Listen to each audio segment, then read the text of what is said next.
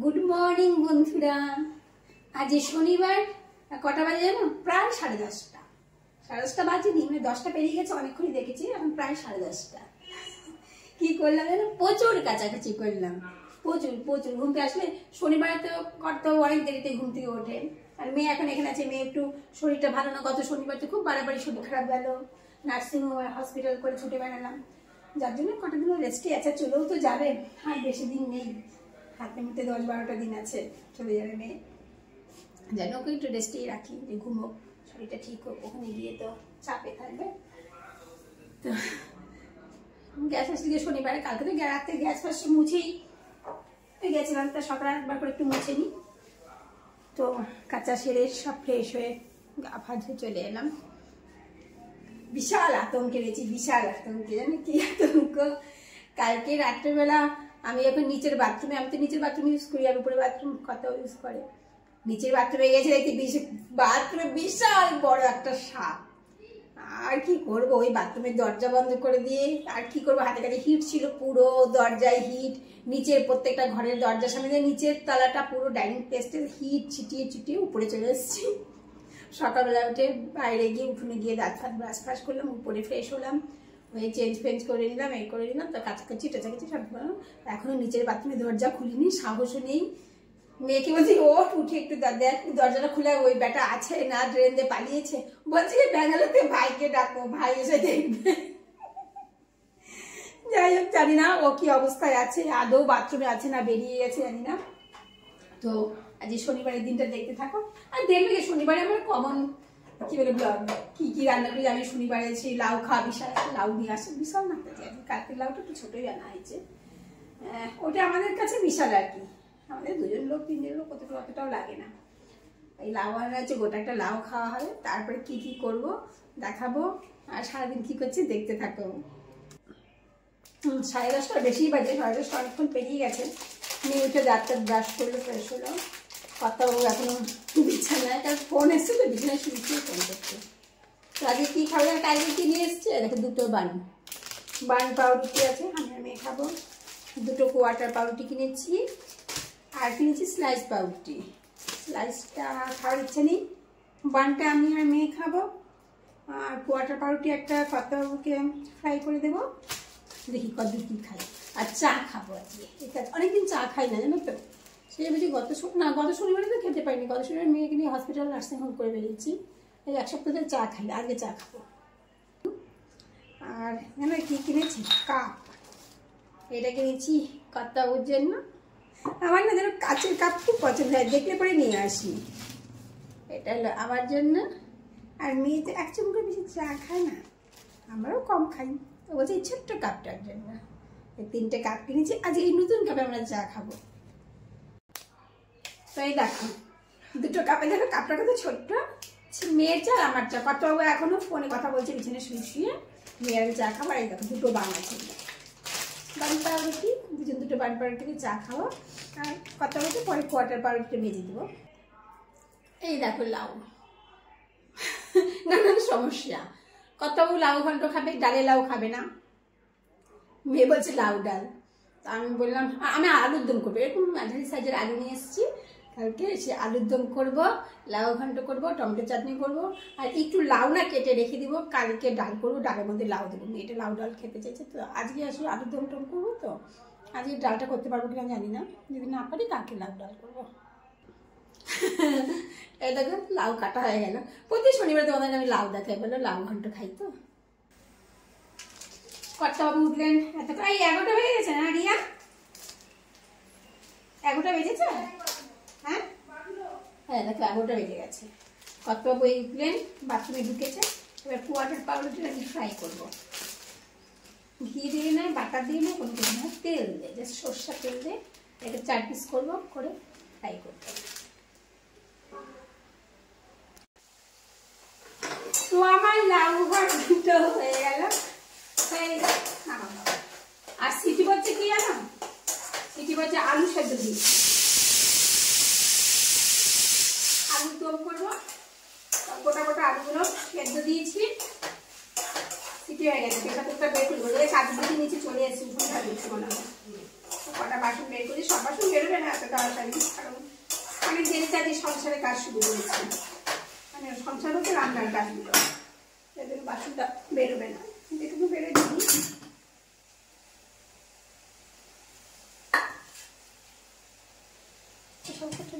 চলছে।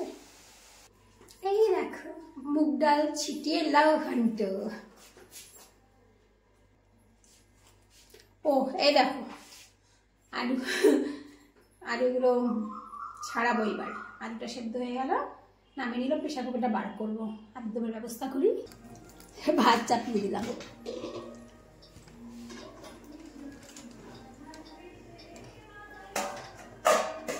ওইদিকে দুধ জাল হচ্ছে, এদিকে আমি আলুগুলো ছাড়িয়ে নিই, জানো তো। লাউ ঘন্ট তো হয়ে গেল, ভাতটাও বসিয়ে দিলাম। ওই দেখো কি জোরে গান ছেড়েছে, কত গান শুনছে, ছুটির দিন না, অফ করে দিন তো কপিরাইট। এই দেখো আলুগুলা ছাড়ানো হয়ে গেল, এক্ষুনি চাপিয়ে দেবো আলুর দমটা, ভাত প্রায় নিয়ে চলে এসছে। ওই দেখো কত রান্না করে ঢুকে গেছে। আমার হয়ে গেল আলুর দম, ঝাল ঝাল লাল লাল আলুর দম, আলু সেদ্ধ করে আলুর দম, যা হয়েছে না দেখতে, খেতেও দারুণ হবে। রুটির সঙ্গে হেভি লাগবে, ভাতের সঙ্গেও ভালো লাগে, গরম গরম ভাতের সঙ্গে। এই দেখো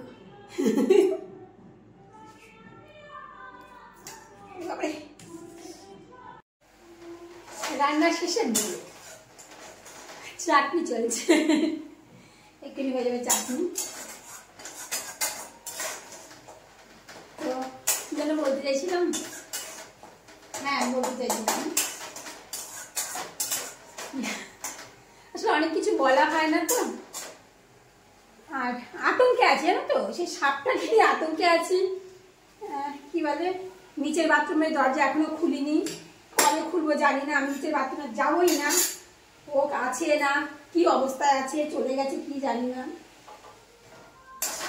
এটা বলেছিলাম। মনটা ভালো নেই, মেয়েটা চলে যাবে, আর বেশি দিন নেই, মেয়ে কিছুদিনের মধ্যেই চলে যাবে, অনেক দূরে তো। তো এখন ক্লিয়ার সবকিছু বলেছি না, এই কারণে হোক, পুরো কাজগুলো হোক, তারপরে বলছি।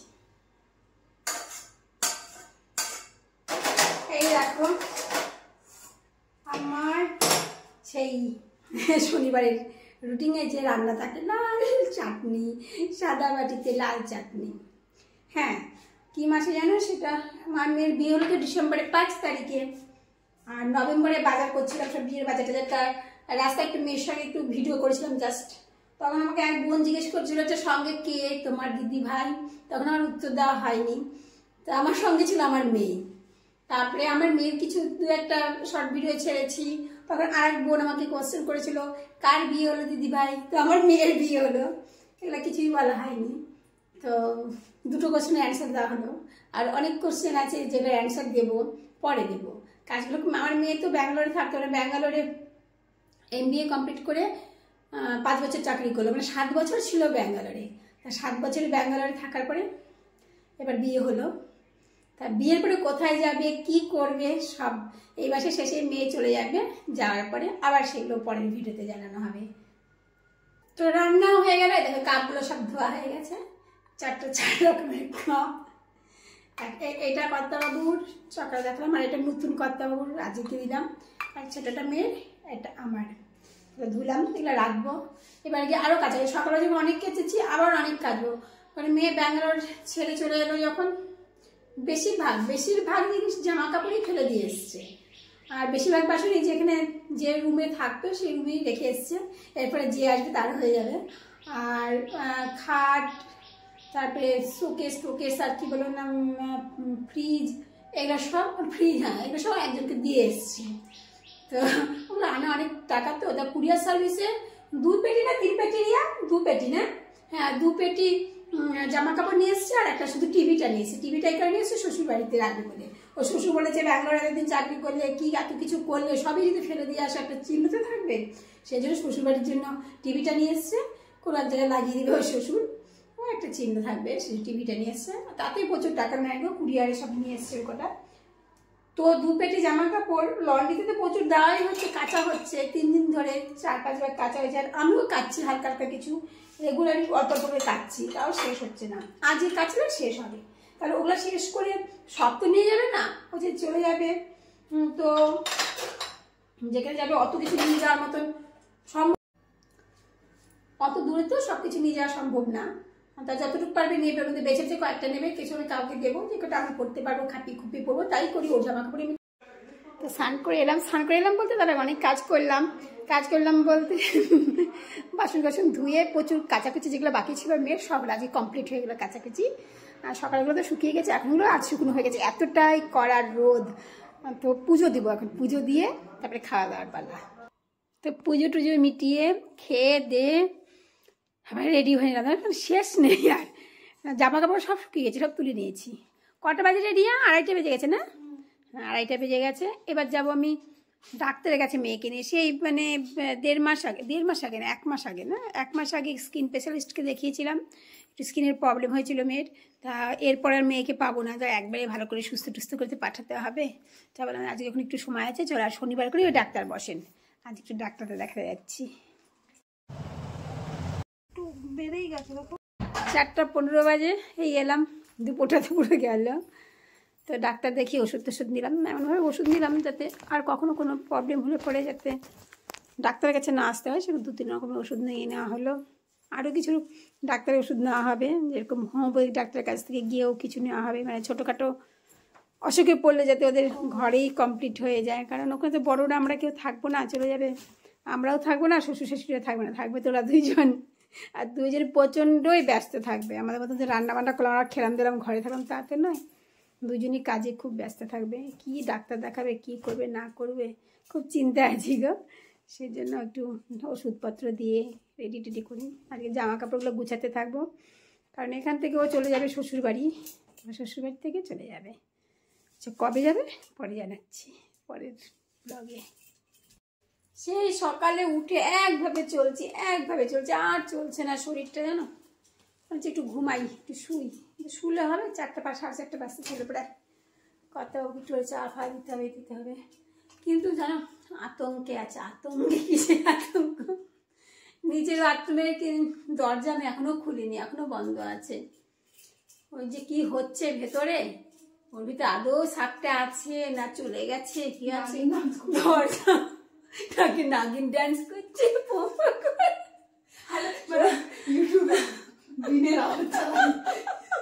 সত্যি ভীষণ ভয় আছে। হাসছে তোমাদের সামনে হিসের মধ্যে, যে খুব আতঙ্কে আছে, খুব আতঙ্কে। কি যে করছে বেটা, কি করছে না,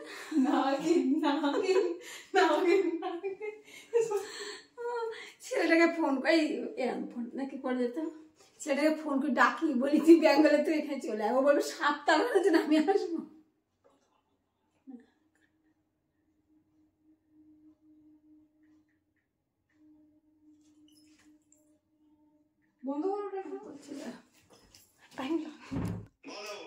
বলছি কি তুই কবে আসবি? হ্যাঁ 8 তারিখ। 25 তারিখে আসবি? কতদিন আমি নিচের বাথরুমের দরজা বন্ধ রাখবো?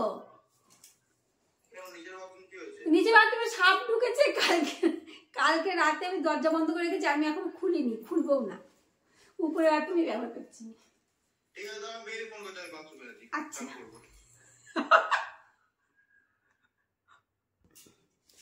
কি ব্যথা করছে গো, দারুণ ব্যথা করছে পিঠটা। এত আতঙ্কে আছি না, আতঙ্কে দরজাটা বন্ধ করে রেখেছি। ওই কি দেখাচ্ছিস তুই? ডাক্তার দেখিয়ে এসে তারপরে তো শুলাম না, শুয়া নয়, সে মোবাইল ঘাটতে তো উঠে সন্ধ্যা দিলাম, দিয়ে আবার রেডি হবো। এখন মেয়ে একটু যাবে ওখানে চপ আনতে, যেখানে নিরামিষ চপ আছে, শনিবার নিরামিষ চপ হয়। বলছে চপ খাবো মা, আর তো চপ টপের সাথে হবে না খাওয়া। তা একটু বেরোবো আমি আর মেয়ে, বেরিয়ে তারপরে এসে চাটা দিব, এসে কর্তাবাবুকে মেখলাম, লিপস্টিক দিলাম, যাচ্ছি চপ আনতে। চপের দোকানে গেলাম না তো, ঠান্ডা বলতে অল্প গরম ছিল চপ দিয়ে। ওই জন্য আর নিলাম না, নতুন চপ ভাজবে না এখন আর, ঠান্ডা চপ খেয়ে নিয়ে আসে। আমি ওই জন্য পাঁপড় ভাজছি, পাঁপড় ভাজি আর মুড়ি দেবো কথা আমাকে টিফিনে। কথা বাজে না 8টা পার হয়ে গেছে, এখন চা মুড়ি সব খাওয়া হবে, তারপরে রান্না বান্না হবে। আর একটু রেস্ট নিয়ে পাচ্ছি না, ভালো লাগছে না। আর মনের মধ্যে তো আতঙ্ক রয়েই গেছে, ওই দিকে দরজা বন্ধ করে রেখেছি, কি হচ্ছে কে জানে, আতঙ্ক দরজা বন্ধ। যাই হোক, এবার পাঁপড় ভাজি মুড়ি ভাজি ভেজে কথা ওকে খেতে দিই, আমরাও খাবো খেয়ে। তো আজকের ব্লগটা এখানেই শেষ করলাম, তোমরা সবাই ভালো থাকবে, টাটা।